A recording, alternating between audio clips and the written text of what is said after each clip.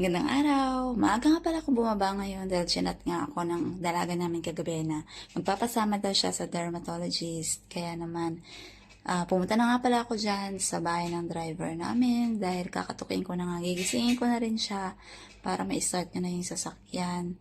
Kaso papunta ko doon, tulog pa yata siya or nasa CR kasi wala namang sumasagot sa akin. Kaya bumalik na muna ako. Hindi ko nga napansin na may pusang natutulog sa ilalim ng upuan.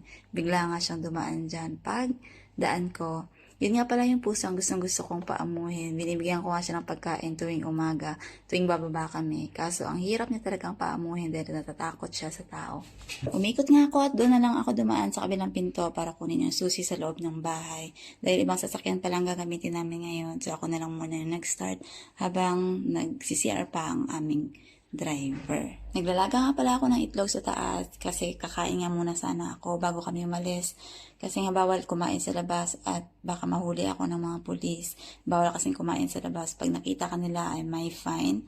At respeto na lang din kasi nga fasting ang bansang ito. Yun nga lang, hindi ko rin nakain kasi pag akit sa taas ay nagmamadali na rin siya. Fasting sila kaya bawal sila kahit mag-toothbrush. So nagbihis na lang siya at umalis na kami kaagad. Sabi niya nga sa akin, 1 oras lang siya doon pero inabot kami ng 3 oras. Kaya tiniis ko na nga lang ang gutom at uhaw ko. Hindi na nga rin pala ako nakapag-video doon dahil natulog ako sa sasakyan dahil sa sobrang antok ko, maaga kasi kaming nagising. Hindi ko nga kinaya ang lakas ng aircon kaya bumaba muna ako para magpa-araw. Nakalimutan ko kasi magdala ng jacket. Naalala ko nga pala, tuwing pupunta kami sa clinic na yon ay napakalamig dahil napakalakas ng aircon nila. Fast forward, natapos na nga siya at bumiyahe na rin kami pa uwi. Pagdating ko nga sa bahay, ay dumiretso na muna ako sa taas. Naalala ko kasi may nilaban pala akong damit kagabi at hindi ko pa nasasampay. Inabot na nga ng tanghali ang mga sampayin ko.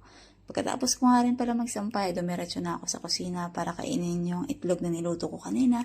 Uminom na rin ako ng chai.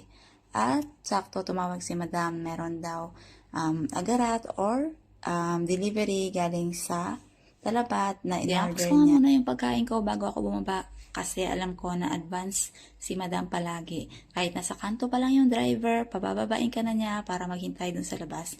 So pagkatapos niya, ay bumaba na rin ako ng ground floor para puntahan at saktong-sakto naghihintay na sa akin yung delivery rider. Bayad na nga yan sa link kaya pagkakuha ko ay umakyat na rin ako kaagad.